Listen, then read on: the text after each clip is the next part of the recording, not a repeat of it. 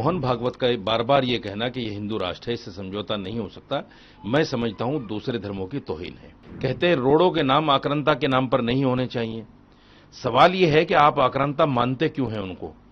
वो आक्रांता हैं कैसे? आज आरएसएस का जो सही चेहरा है वो सामने आ रहा है। अब उन कट्टरपंथियों को और सियासी जमातों को तमाचे लग रहे हैं। आक्रांताओं के नाम पर हमारे देश के शहरों के नाम नहीं होने चाहिए। मैं उनकी इस बात से सम्मान करता हूं। यहां दलित, मुसलमान, सिख, ईसाई, बौद्ध, जैन और जितने भी धर्म हैं उनका कोई वजूद नहीं रहना चाहिए। ये बिल्कुल गलत है। ये देश कानून से चलता है, संविधान से चलता है, गीता से या कुरान से नहीं चलता। इसलिए मोहन भागवत का बार बार ये कहना कि ये हिंदू राष्ट्र है, इससे समझौता नहीं हो सकता, मैं समझता हूं दूसरे धर्मों की तौहीन है। मोहन भागवत कभी कभी कॉमन सिविल कोड का भी जिक्र करते हैं। अगर ये कॉमन सिविल कोड सिर्फ इसलिए है कि कानून सबके लिए बराबर हो, तो कानून तो सबके लिए बराबर है। रेप का कानून सबके लिए है, डकैती का कानून सबके लिए है, और जितने भी कानून हैं वो सबके लिए बराबर हैं। तो आप चाहते क्या हैं? अगर आप ये चाहते हैं कि मुसलमानों के पर्सनल लॉ खत्म हो जाए, सिखों के, बुद्धिस्टों के पर्सनल लॉ खत्म हो जाए, तो ऐसा कॉमन सिविल कोड हमें बिल्कुल मंजूर नहीं है। हम ऐसे एक सा सिविल कोड को नहीं मानते और मजबूती के साथ इसको कंडम करते हैं। बिल्कुल हम इसको एक्सेप्ट नहीं करेंगे। और हम क्या, जैन, बुद्धिस्ट, सिख, ईसाई, दलित, कोई भी इसको कबूल नहीं करेगा। मोहन भागवत को यह अच्छी तरह समझ लेना चाहिए। ये सियासी बातें, मोहन भागवत कहते हैं कि हमारा जो आरएसएस है ये इसका सियासत से कोई लेना देना नहीं, लेकिन तमाम बातें सियासी। कहते हैं रोड़ों के नाम आक्रांता के नाम पर नहीं होने चाहिए। सवाल ये है कि आप आक्रांता मानते क्यों हैं उनको? वो आक्रांता हैं कैसे? जो मुसलमान यहां आया हिंदुस्तान में, उसने मुसलमान को आगे बढ़ा, हिंदुस्तान को आगे बढ़ाया। यहां से लूटकर कुछ नहीं लेके गया। जो भी किया वो यहीं का यहीं हिंदुस्तान में आया, यहां बादशाहत की और यहीं दफन हो गया। उन अंग्रेजों के बारे में आपकी जबान क्यों नहीं खुलती जो देश को लूट कर ले गए? देखिए, एक बात समझ लीजिए कि भागवत जी का वो अपने वर्कर के लिए बयान है और उन्होंने उनसे अपील की है, और एक अच्छा बयान है। अगर भागवत जी ने ये कहा है तो उनके वर्करों को उनका सम्मान करना चाहिए। वो ये भी कह रहे हैं कि मुस्लिम और हिंदू जो है कोई अलग अलग नहीं। देखिए, भागवत जी का जो बयान आया है कि इस्लाम खत्म होने वाला नहीं है और इस्लाम का वो सम्मान करते हैं, और उन्होंने ये कहा है कि देश की मुख्य धारा हैं दोनों।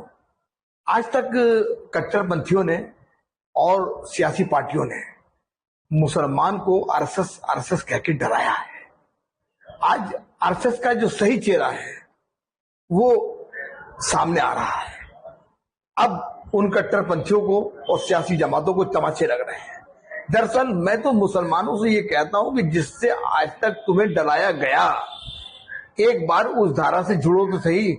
आप जब किसी के करीब ही जाएंगे तभी तो पता लगेगा कि हमारा दोस्त कौन है और दुश्मन कौन है। उन्होंने ये भी कहा कि हमारे शहरों के नाम और हमारे देश के नाम, मोहल्लों के नाम, मतलब मोहल्लों के नाम जो है वो शहीदों के ऊपर होने चाहिए। बहुत अच्छी बात है। बेशक आक्रांताओं के नाम पर हमारे देश के शहरों के नाम नहीं होने चाहिए। मैं उनकी इस बात से सम्मान करता हूं और साथ में एक अपील भी करता हूं, और वो अपील ये है कि हजरत इमाम हुसैन अली मकाम को हर हिंदू और मुसलमान चाहता है, सिख भी चाहता है, ईसाई भी चाहता है। तो हजरत इमाम हुसैन अली मकाम के नाम पर, हुसैनाबाद के नाम पर भी किसी शहर का नाम होना चाहिए, और देश के अंदर रोडों के नाम और मोहल्लों के नाम हजरत इमाम हुसैन अली मकाम के नाम पर होने चाहिए। उन्होंने एक बात और कही है कि 3 बच्चे की जहां तक बात है, रेशो गिर रहा है, रेशो नहीं गिर रहा है बल्कि पिछली सियासी पार्टियों ने हम दो हमारे दो का नारा लगाया। वो नारा बिल्कुल खराब नारा था। उससे हमारी खानदान के रिश्ते खत्म हो रहे हैं। आज चचा, ताऊ, मौसी, फूफी, ये रिश्ते खत्म हो रहे हैं अगर इसके ऊपर अमल किया जाए। मैं देश की सरकार से अपील करूंगा कि भागवत जी की इस बयान को संज्ञान लें और संज्ञान लेकर कम से कम 3 बच्चे का प्रावधान तो होना चाहिए सरकारी कर्मचारी के लिए, क्योंकि सरकारी ने ये कर रखा है कि 2 बच्चों से ज्यादा होते हैं तो बहुत से चीजों में उन्हें फायदे नहीं मिल पाते। तो भागवत जी की इस बयान का सम्मान करते हुए जो है 3 बच्चों का प्रावधान होना चाहिए। हमने बहुत से सवाल किया कि संभल की रिपोर्ट मुख्यमंत्री को सौंपी गई, लेकिन कल मैंने देखा कि चैनलों के ऊपर ये खबर चल रही थी, बहुत से लोगों ने कहा कि वो रिपोर्ट लीक हो गई। एक चीज जो सरकारी दस्तावेज है और सीधे मुख्यमंत्री के हाथों में जाना है, वो लीक कैसे हुआ? कौन शख्स है जो हमारे देश की कौमी एकता की जड़ों को खोखला करना चाहता है? भाई सरकार चाहती उसे आउट करती, सरकार चाहती नहीं करती, सरकार जो चाहेगी वो सरकार करेगी, सरकार को अधिकार है।